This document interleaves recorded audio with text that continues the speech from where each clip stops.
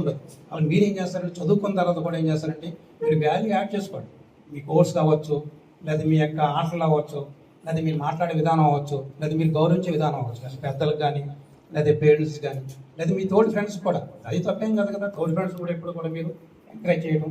చాలామంది ఏం చేస్తారంటే జలస్ అన్న కాదు, ఎప్పుడు మనకి చాలా పొరపాటు అవుతుంది. జలస్ అంటే ఏమవుతుందంటే మనం అక్కడ తాగిపోతున్నాం. కాబట్టి మీ ఫ్రెండ్స్ ఎవరన్నా మీకు ఎక్స్పర్ట్ ఉన్నాడు అనుకోండి, సైన్స్లో బాగొచ్చు, మ్యాథమెటిక్స్లో ఉండొచ్చు, అందులో షేర్ చేసుకోండి.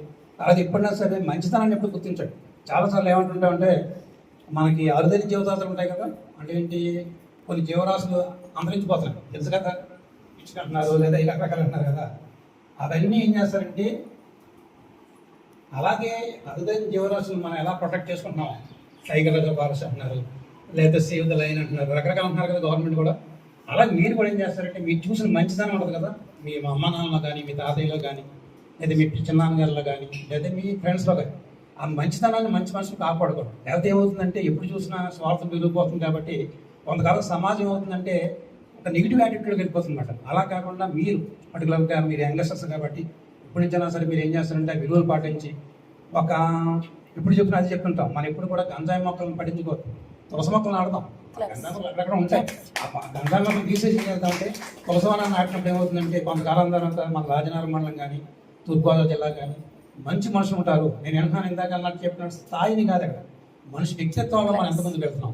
అది చేసినప్పుడు ఏమవుతుందంటే గ్యారెంటీకి మీరు మంచి మనుషుల కింద ఉంటారు. మీరు ఎప్పుడైనా సరే పడుకున్న తర్వాత సెల్ఫ్ బాండింగ్ అంటాం. సెల్ఫ్ బాండింగ్ అంటే ఏంటంటే మీకు మీరే ప్రశ్నించుకోండి, ఈరోజు నేను క్లాస్లో ఎలా చదువుకున్నాను, లేదా టీచర్ చెప్పింది విన్నాను లేదా. ఎన్ని చెప్పినప్పుడు ఏమవుతుందంటే రికలెక్ట్ చేసిన తర్వాత మీరు ఏం చేస్తారంటే మీలో మార్పు వస్తుంది. ప్రతి వాళ్ళలో కూడా లింక్ గుణాలు ఉంటాయి కదా, చెడ్డ లక్షణాలు ఉంటాయి. ఆ చెడ్డ లక్షణాలు ఏం చేస్తామంటే మనం నెమ్మదిగా తగ్గించుకుంటూ ఎక్కడైతే గ్యాప్ వచ్చిందో ఆ గ్యాప్ మంచి లక్షణాలతో చేసినప్పుడు గ్యారెంటీ మీరు ఏం చేస్తారంటే మీరైతే ఒక రాధాకృష్ణ, సరైన రాధాకృష్ణ రావచ్చు, ఒక అంబేద్కర్ రావచ్చు, ఒక మదర్ తెరేసా రావచ్చు, లేదా వివేకానంద రావచ్చు. వాళ్ళందరూ కూడా మామూలు సాధారణ మనుషులే కదా.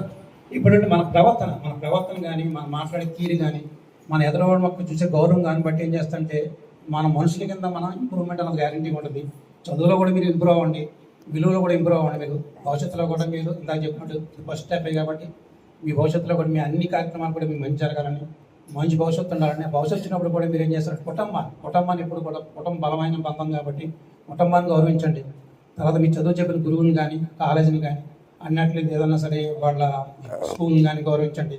అలాగే ఎడ్యుకేషన్ డిపార్ట్మెంట్లో కూడా రామందర్ గారు, జ్యోతి ప్రసాద్ గారు చాలా క్వాలిటీగా ఉంటారు. నేను అబ్జర్వ్ చేస్తాను ఈ మధ్యలో. అంటే చాలామంది ఏం చేస్తారంటే వేరే రకంగా ఉండగానే చాలా ఆత్మీయంగా ఒక ఫ్యామిలీ లాగా మేము కలిసిపోయాం. వాళ్ళకి కూడా మా ధన్యవాదాలు అన్నీ కూడా. భవిష్యత్తులో కూడా మన రాజనగరం మండలం నుంచి కూడా జూనియర్ కాలేజ్ స్థాయిలో స్టేట్ ర్యాంక్ రావాలని వస్తుంది కూడా. ఎందుకంటే మీరు ప్రయత్నం చేస్తే అందరికీ ధన్యవాదాలు.